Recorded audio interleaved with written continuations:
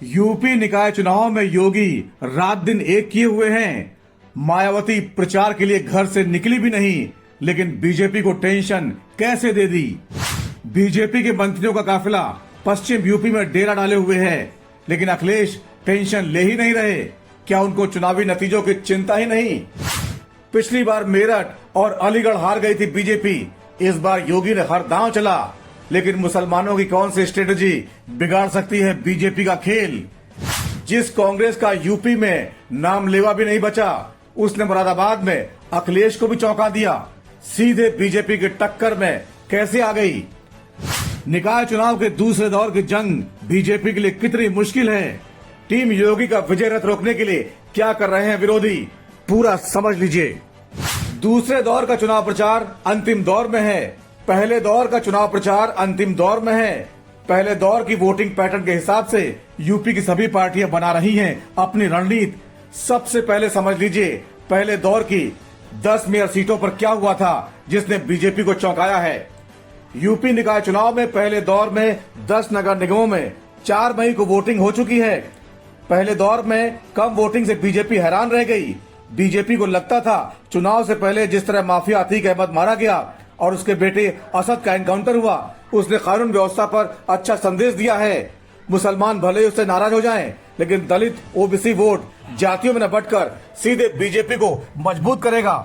पहले दौर के जो ट्रेंड आए उसने उसकी गलतफहमी दूर कर दी। सूत्र बताते हैं पहले दौर की 10 में से 5 सीटों पर बीजेपी को उम्मीद से ज्यादा कड़ी टक्कर मिल गई। पहले दौर की सहारनपुर और मुरादाबाद पर बीजेपी को इतनी कड़ी टक्कर मिली है कि जीत का दावा भी करते नहीं बन रहा। सहारनपुर में बीएसपी के टिकट पर उतरे धाकड़ नेता इमरान मसूद के समधन खदीजा मसूद सीधे मुकाबले में रही। यहाँ मुसलमानों ने एसपी को छोड़कर बीएसपी पर ही एक तरफा दांव लगा दिया। इसी तरह मुरादाबाद में तो हैरान करते हुए कांग्रेस बीजेपी के सामने टक्कर में आ गई। हाल ये रहा कांग्रेस के रिजवान कुरैशी के समर्थन में मुसलमानों ने रणनीतिक तौर पर एक तरफा वोटिंग कर दी। एसपी के रईसुद्दीन और बीएसपी के मोहम्मद यामीन अगर वोट काट पाए होंगे तो बीजेपी के विनोद अग्रवाल जीत जाएंगे। लेकिन वोटिंग के दिन का जो हाल दिखा उससे लगता है यहाँ बीजेपी कांग्रेस से हार भी सकती है। इसके बाद योगी ने दूसरे दौर के लिए प्रचार और तेज कर दिया है। 2017 के पहले उत्तर प्रदेश के युवाओं के हाथों में तमंचे पकड़वाए जाते थे। एक जातिवादी और परिवारवादी दल केवल जातिवाद और परिवारवादी नहीं थे, ये अवसरवादी भी थे, ये अराजकतावादी भी थे और ये तमंचावादी भी थे। युवाओं का जीवन बर्बाद करते थे और व्यापारियों से अवैध वसूली भी करते थे। भाइयों बहनों, 2017 के बाद अपराधी सीना तान करके नहीं चल सकता, गले में तख्ती लटका करके चलने के लिए जान की भीख मांगता हुआ फिरता है। पहले दौर में बीएसपी की रणनीति कई जगह बेहद कारगर दिखी। हर जगह तो नहीं, लेकिन कई जगह बीएसपी का मुस्लिम कार्ड खूब चला। पहले फेज में आगरा और सहारनपुर में मुसलमानों का बीएसपी की तरफ रुख करने का असर ये हुआ कि बरेली में जहां चुनाव बीजेपी और एसपी के बीच सीधी लड़ाई में था, वहां उलेमाओं ने एक अपील जारी कर मुसलमानों से बसपा को वोट देने का फरमान सुना दिया। आपसी बातचीत में उलेमाओं ने साफ कहा अतीक प्रकरण से मुस्लिमों को झटका लगा है। दूसरा अखिलेश यादव जिस तरह आजम खान सहित कई मामलों में मुसलमानों की उपेक्षा करते दिखाई दिए, उससे उनको भी संदेश देना है कि वह मान कर न चले कि मुसलमानों के पास कोई दूसरा ऑप्शन नहीं है। अब मुस्लिम बीएसपी, एसपी और कांग्रेस जो भी उसके हित की बात करेगा वहां रणनीतिक तौर पर समर्थन देंगे।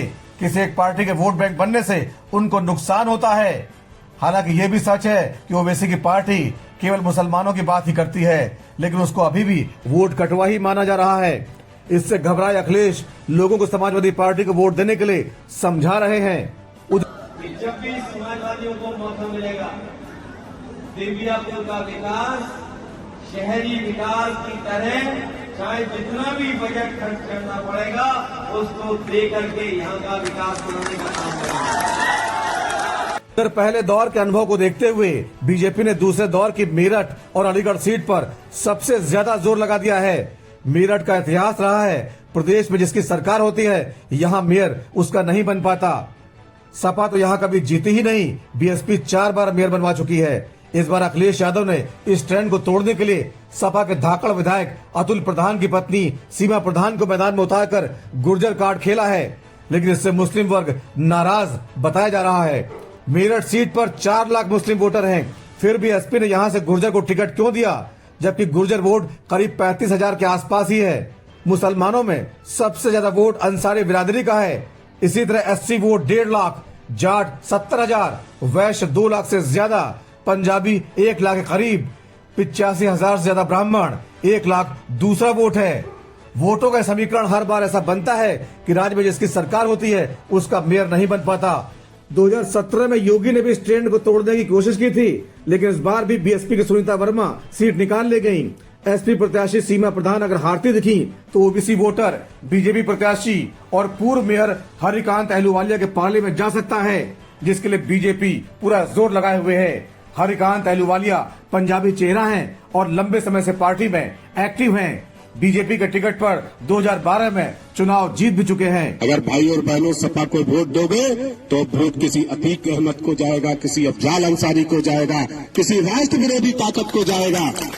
अगर आप वोट बसपा के प्रत्याशी को दोगे तो वोट भ्रष्टाचारियों के खाते पर जाएगा, और अगर आप किसी निर्दलीय को वोट देते हो तो उसकी कहीं गिनती भी गिनने में नहीं आएगी।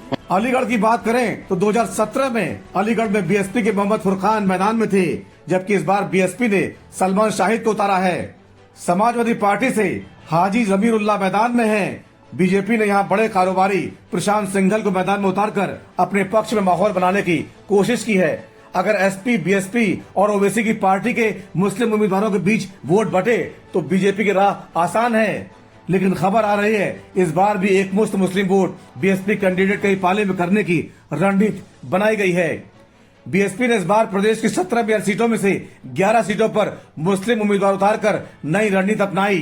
पहले दौर के बाद उसकी रणनीति कामयाब होती लग रही है।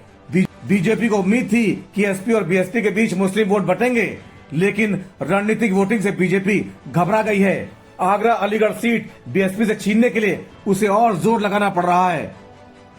तो मुसलमान भागा जा रहा था कि भैया भैया भैया भैया करते हुए, लेकिन भैया जाकर के देखा तो भैया जितने पास जाते थे उतना ही दूर भाग जाते थे। कि समाजवादी पार्टी एक हवा का बुलबुला है जो हवा के बुलबुले की तरह पैदा किया गया, और जो एक साजिश के तहत भारतीय जनता पार्टी ने मीडिया के माध्यम से पैदा किया कि पूरे प्रदेश में समाजवादी पार्टी का तूफान चल रहा है। जबकि वो तूफान क्या, वो छोटी सी हवा भी नहीं चल रही थी। हम लोग उत्तर प्रदेश के अंदर बहन जी को मजबूत करने के लिए आए हैं। हम लोग दरअसल दूसरे दौर की जिन 7 नगर निगमों में चुनाव होने हैं उसमें हालात थोड़े अलग हैं।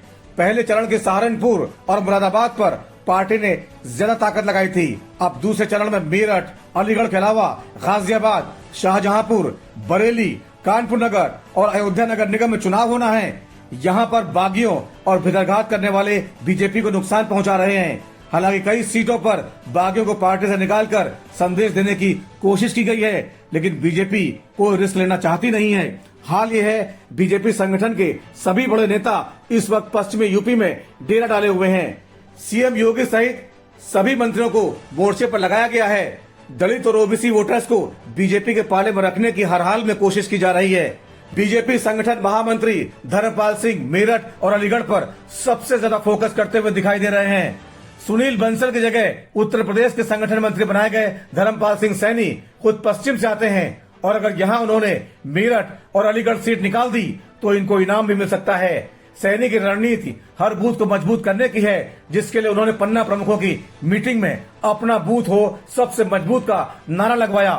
बीजेपी अगर हर बूथ पर अपने वोटर्स को घर से निकालने में कामयाब हो गई तो फिर लोकसभा चुनाव से पहले इस सेमीफाइनल में उसे जीत का तगड़ा इनाम मिल सकता है। लेकिन बीजेपी को भी पता है माहौल भले ही उसके पक्ष में हो, लेकिन जीत के लिए कड़ी मेहनत करनी ही पड़ेगी। फेडरल भारत की रिपोर्ट।